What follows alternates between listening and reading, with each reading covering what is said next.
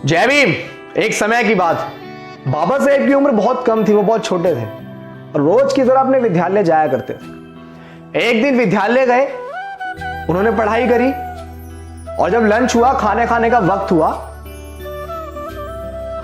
तो और विद्यार्थी जो हैं और बच्चे जो हैं पढ़ने वाले, वो बगीचे की ओर, गार्डन की ओर जाकर बैठकर खाना खाने लगे। तो बाबा साहेब ने बड़े संकोच के साथ सोचा कि मैं भी आज इन बच्चों के साथ बैठकर खाना खा लेता हूं, मैं भी आज इनसे दोस्ती कर लेता हूं। मेरा कोई दोस्त नहीं है, सबके दोस्त हैं। तो बाबा साहेब वहां जाकर जैसे ही बैठने लगे तो उन बच्चों ने बाबा साहेब को धमका दिया, तुम हमारे साथ खाना नहीं खा सकते, हमारी माँ ने मना किया है कि स्कूल में जो भीम नाम का बच्चा है उसके साथ बैठकर खाना मत खाना, उसके साथ खेलना कूदना मत, नहीं तो तुम अछूत हो जाओगे, इसलिए तुम हमारे साथ बैठकर खाना नहीं खा सकते। अगर हमारी माँ को पता लगा कि हमने भीम के साथ बैठकर खाना खाया है तो हमारी माँ हमें बहुत मारेगी, इसलिए तुम कहीं और जाकर बैठकर खाना खाओ। और बाबा साहेब बड़ी मायूसी के साथ वहां से उठकर चले जाते हैं और दूर बैठकर खाना खाने लगते हैं, अकेले बैठकर। बाबा साहेब खाना खाते खाते रो रहे थे। अब खाना खत्म करने के बाद बाबा साहेब जो पानी का घड़ा रखा हुआ था उसकी ओर बढ़े और वहां पे घड़े का एक रखवाल बैठा हुआ था।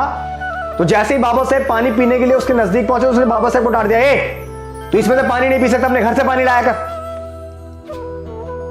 तो बाबा साहेब ने बोला, मैं घर से पानी नहीं लाया हूं, मुझे प्यास लगी है, मुझे पानी पीना है।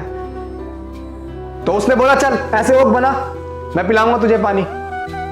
और उसने बाबा साहेब को ऐसे करके पानी डाला और एक बार उसने जल्दी से पानी डाल दिया कि चल हो गया तेरा, कल से पानी लाइयो अपना। अब जैसे छुट्टी हुई, बाबा साहेब बड़े गुस्से में अपने घर पहुंचे और अपने घर जाकर वो मां मां चिल्लाने लगे। और जैसे उनकी मां आई, उन्होंने बोला, क्या हुआ भीमा? तो उन्होंने बोला, मां मेरे साथ आज विद्यालय में ये व्यवहार हुआ और बच्चे मेरे साथ बैठकर खाना नहीं खा रहे थे, मुझे घड़े से पानी नहीं पीने दिया गया, मुझे क्लासरूम के बाहर बैठकर पढ़ाया जाता है। ऐसा क्यों मां, क्यों होता है ऐसा हमारे साथ, क्यों हमें अछूत बताया जाता है? तो मां ने बोला कि हमें नहीं पता भीमा, किसी किताब में लिखा होगा। तो बाबा साहब ने बोला कि मां, अगर किताब में गलत लिखा होगा तो सब लोग गलत ही मान लेंगे क्या? सब लोग उसी पे विश्वास कर लेंगे क्या? देखना मां, एक दिन मैं भी खूब पढ़कर एक किताब लिखूंगा और जिस दिन मैं किताब लिखूंगा सबको बराबर के अधिकार दूंगा, किसी को ऊंच नीच के मैं नहीं बांटूंगा, मैं किसी को जाति में नहीं बांटूंगा, किसी को नीच नहीं बनाऊंगा, किसी को अछूत नहीं बनाऊंगा, सबको बराबर के अधिकार दूंगा। और बाबा साहेब ने दिया। भारतीय संविधान के अंदर सभी को समानता का अधिकार दिया ना बाबा साहेब ने, वो संविधान से दिया। तो आज आप जो बाबा साहेब को गलत भी बोलते हैं, रिक्वेस्ट है आपसे कि आप बाबा साहेब को गलत मत बोलिए। किसी भी महान व्यक्ति की, किसी भी महापुरुष की कोई जाति नहीं होती है, इस चीज को आप हमेशा याद रखिए। अगर उन्होंने कोई अच्छा काम किया, उन्होंने इस देश का संविधान लिखा, तो आप मान लीजिए।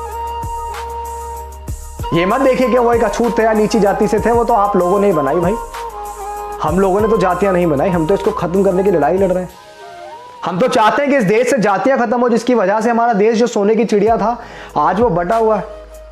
आपस में भाई ही भाई का गला काट रहा है, इंसान ही इंसान का गला काट रहा है। किस वजह से? जाति है, इसी वजह से तो ये भेदभाव है, इसी वजह से तो। और संविधान तो सबको बराबर का अधिकार देता है। बहुत दिनों से देख रहा है कि कोई वीडियो चल रही है, कोई बाबा साहेब को गाली बक रहा है। मैं नाम नहीं लेता किसी का, क्योंकि आज हम अपने आप को इतना कम नहीं समझते कि किसी का नाम लेकर हम किसी को फेमस कर दें। लेकिन आप लोग इतना तो समझिए कि आपको भी अधिकार, इतना बोलने का अधिकार भी बाबा साहेब ने दिया है। अपना इतिहास पढ़िए पहले, समझ रहे हैं?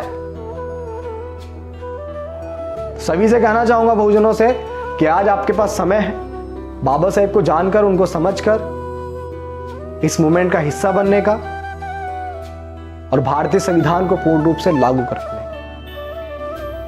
अगर संविधान सुरक्षित है तो आप सुरक्षित हैं। जय भीम।